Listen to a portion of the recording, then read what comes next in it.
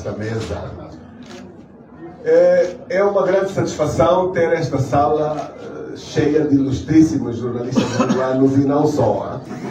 E também líderes da sociedade civil no início do ano, pelo que a oportunidade de desejar a todos um bom ano e do prazer de ter a vossa presença num encontro destes, de proximidade. Assim, não me foi dirigida nenhuma pergunta.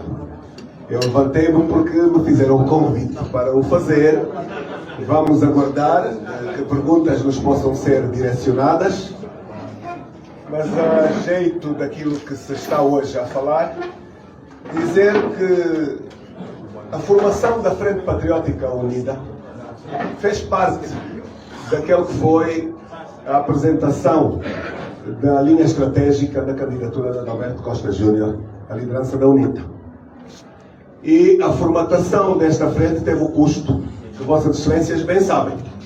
No dia em que anunciámos a FPU, o Congresso que me elegeu foi anulado.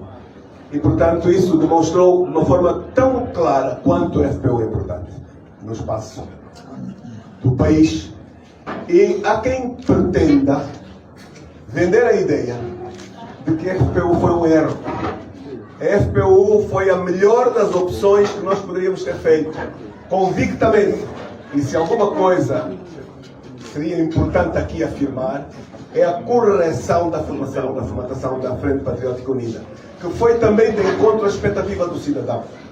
Essa expectativa não se alterou. É outro dos fatores que é importante aqui referir. Dizer também que, apesar da fraude eleitoral, talvez dizê-lo de uma outra forma, apesar de termos ido para eleições com incumprimento das leis, profundamente, porque muitas vezes esta questão da fraude fica perdida no tempo, nós fomos para eleições e isto deve trazer, estamos com jornalistas e líderes de opinião, a percepção dos desafios que nós temos, enormes. Nós abraçamos em curtíssimo período, antes das últimas eleições, curtíssimo porque fizemos a repetição do Congresso há menos de 8 meses numa campanha eleitoral. E o Tribunal Constitucional inscreveu os congressos dos partidos todos, não foi só da UNITA. Vejam a beleza de Angola. Angola é um país tão surreal que em abril de 2022 foram inscritos, regularizados os congressos da UNITA, da FNLA, do PRS, do Bloco Democrático e do próprio MPLA como justificativo para poder explicar o atraso dos outros, porque a exposição era enorme se tivessem legalizado. Então vocês já imaginaram o mesmo boletim oficial sair no mesmo dia com estas inscrições todas? O que é que isto significa? Ditadura. Significa que alguém está acima a ordenar estas questões. Isso é uma pouca vergonha. Foi apenas em abril, há 2 meses e meio do início de uma campanha eleitoral. E já nessa altura, nós tínhamos evidências de um drama que este ano se está a repetir. Eu estou aqui a partilhar questões de interesse estratégico nacional. Isto não interessa aos partidos, isto interessa ao cidadão, interessa aos jornalistas, são angolanos. Interessa a estabilidade de Angola, interessa aos estrangeiros também. Nós tivemos um registro eleitoral em 2022. Não foi publicado, não foram publicados os cadernos nos municípios. É assunto fundamental. E aqui começo a longa lista das violações. Este ano, acompanhamos o anúncio de um pressuposto censo, completamente sem nenhuma credibilidade, repetido inúmeras vezes, remandado inúmeras vezes, que não cumpriu os mínimos preceitos da credibilidade e que não tem valor nenhum.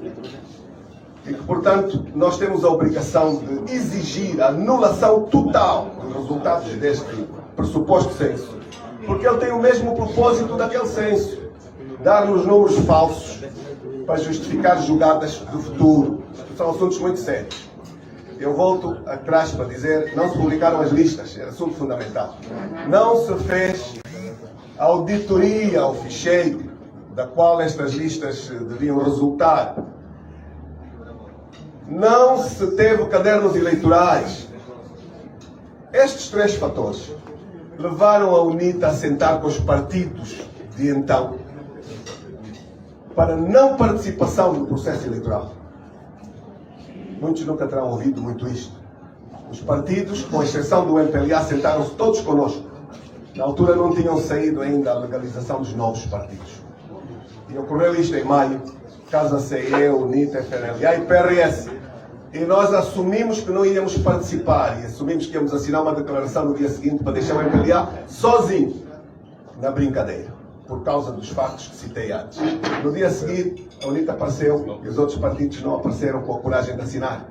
Portanto, o que disseram no dia anterior, no dia seguinte, por razões que têm tudo a ver com a Angola, os senhores bem conhecem, não apareceram.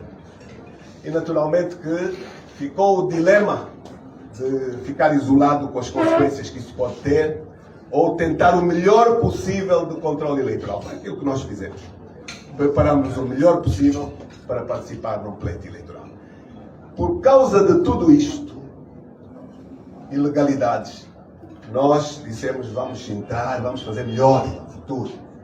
E, de facto, nós estamos a remeter à Assembleia Nacional um conjunto de leis de alteração da lei dos partidos políticos, que foi aqui bem trazida pelo Reginaldo Silva, ilustre Reginaldo, porque as leis foram alteradas, retiraram-lhes os aspectos democráticos mais profundos que elas tinham.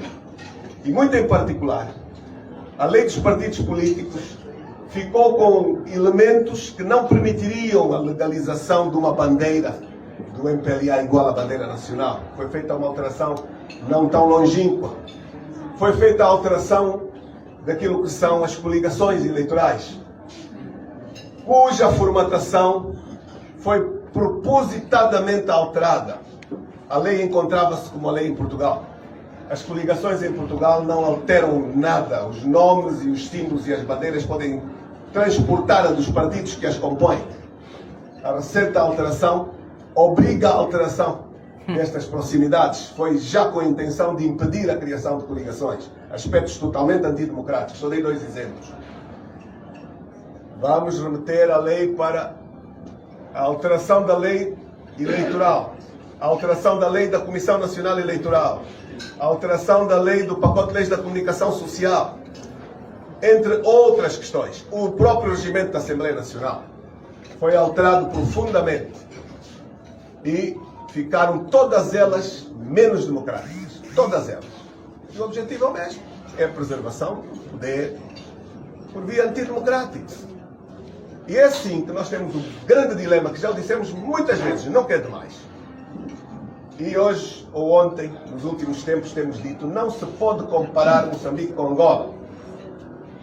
Porque temos distâncias enormíssimas que não nos permitem fazer esta comparação. Os aspectos jurídico-legais de Moçambique e de Angola distam-nos 40 anos. É mesmo isto, 40 anos. Porque Moçambique tem autarquias há 34 ou 36 anos. Angola nem de perto nem de longe. 37. Portanto, estamos lá quase. Nunca tivemos. Moçambique e Angola são distintos porque os senhores jornalistas vão ao profundo disto. Todos os senhores jornalistas angolanos, quando foram votar, deram-vos um único boletim. E este único boletim elegeu 2 órgãos de soberania. Isto é um atentado às constituições na sua universalidade. Quando 2 órgãos são independentes e complementares, não podem ser eleitos estes organismos com o mesmo boletim, porque elas perdem a razão pela qual existe a complementaridade e a independência dos membros. Isto é um golpe constitucional que o MPLA criou intencionalmente. Isto é um drama. Não tem nada a ver. Em Moçambique, quando foram votar, cada pessoa recebeu 3 boletins. Eleição direta do Presidente da República, não é a boleia de uma lista do Parlamento, como aqui. Com um dos boletins. Eleição dos deputados com outro boletim. Eleição dos governadores com outro boletim. Isto dá separação de poderes que em Angola não existe. Eu citei. Além das autarquias, mas eu não terminei a longa lista de diferenças substantivas. Estamos na 4ª diferença substantiva.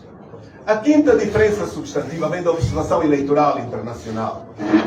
Em Angola não aceita, o governo angolano não aceita a presença de observadores que não controlam. Só convida africanos sobre quem tem controle. recusou a observação europeia.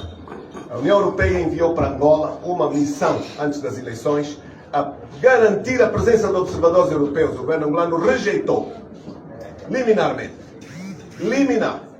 E nunca tivemos aqui Centro Carter, observações de países verdadeiramente democráticos, porque isto é uma ditadura.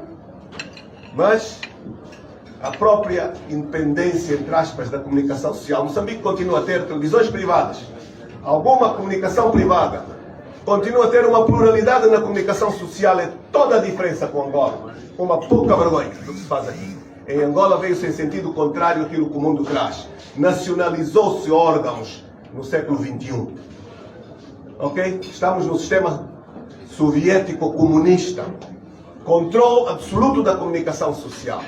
Estas questões não nos podem fazer comparações possíveis. Portanto, o nosso desafio é enorme. Mas, acima de tudo, o último, eu não queria tomar a palavra. Aquilo que o MPLA pretendeu com a legalização do Prajá, temos que ser verdadeiros e objetivos. O que é que levou o regime a não legalizar o Prajá no passado? A violação às leis. Não foi o direito que levou a recusar. Foi o pensamento, e eu sempre me questionei, esta gente anda mesmo distraída. Eu sempre esperei a legalização, mais dia menos dia. Porque sempre entendi que na lógica deles, a legalização tinha sido um erro. A recusa da legalização da parte deles. Portanto, não foi o direito. Foram os interesses deles, pensando que eles iam disputar votos. Assim como a legalização não foi o direito, também. Foi na leitura deles, no interesse deles, a destruição da FPU. Mas aqui o Prajá não tem culpa nenhuma. Os membros do Prajá têm a expectativa e o direito de ver o seu partido legalizado. Sempre o dissemos. Pelo que para nós, nenhum problema. Rigorosamente, nenhum problema. Mas onde é que assenta as estratégias do MPLA?